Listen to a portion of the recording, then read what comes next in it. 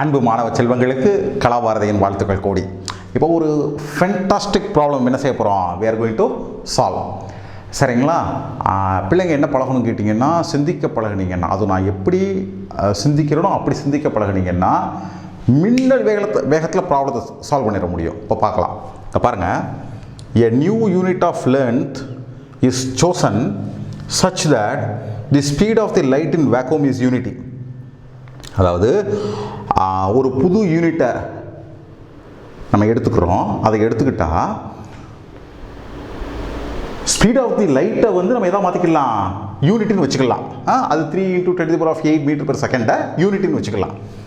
What is the distance between the sun and the earth in terms of the new unit if light takes 8 minutes and 20 seconds to cover this distance? பிள்ளைங்களுக்கு புரியுதுங்களா? அதாவது என்ன கேட்குறாங்க, சூரியனிலிருந்து பூமிக்கு வரக்கூடிய வெளிச்சத்தினுடைய நேரம் 8 நிமிஷம் 20 செகண்ட் ஆகுது அப்படின்னு உங்களுக்கு தெரியும். அப்படின்னா நீங்கள் லைட்டுக்கு இப்போ புது யூனிட் வச்சுக்கிங்க இல்லையா, அந்த புது யூனிட்டில் அளந்தீங்கன்னா, இந்த புது யூனிட்டில் அளந்தீங்கன்னா சூரியனுக்கும் பூமிக்கு எவ்வளோ தூரம், இதான் கேட்குறாங்க பிள்ளைங்களா. சார் சொல்கிறேன் பாருங்கள். ஸோ நம்மளுக்கு என்ன தெரியும் கேட்டிங்கன்னா, இப்போ நான் சொன்னது எழுதியிருக்கேன். Speed of the light in vacuum is taken as unity if new unit for length is chosen. சரிங்களா? அப்போ என்ன அர்த்தம் கேட்டிங்கன்னா, ஸ்பீட் ஆஃப் தி லைட் வந்து 3 × 10⁸ மீட்டர் பெர் செகண்ட். இதை ஒரு யூனிட் வச்சுக்க சொல்கிறாங்க. நான் இதை வந்து என்ன வச்சுக்கிறேன், நியூ லென்த். சரிங்களா? அப்படின்னு வச்சுக்கிறேன். சரிங்களா? அப்போ நியூ லென்த்தில் சொன்னீங்கன்னா ஸ்பீட் ஆஃப் தி லைட் எவ்வளோனா நியூ லென்த் பெர் செகண்ட்.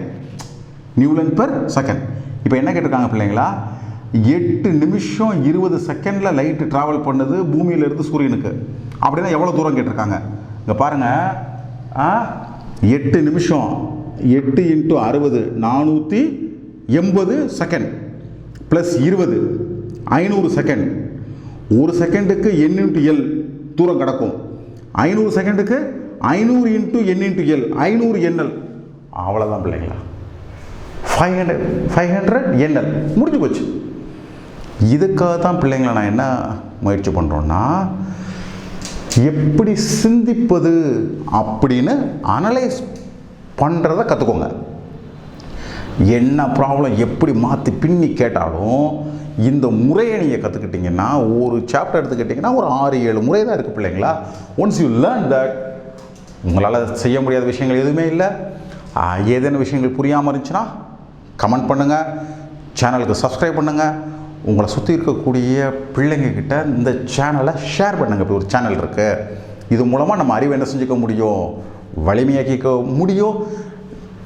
ஏன் அது ஐஐடி ஜேஇயாக இருக்கட்டும், நீட்டாக இருக்கட்டும், என்ன எக்ஸாமாக இருக்கட்டும், போர்டு எக்ஸாமாக இருக்கட்டும், நம்மளால் கான்கோர் பண்ண முடியாத எக்ஸாமே கிடையாது பிள்ளைங்களா.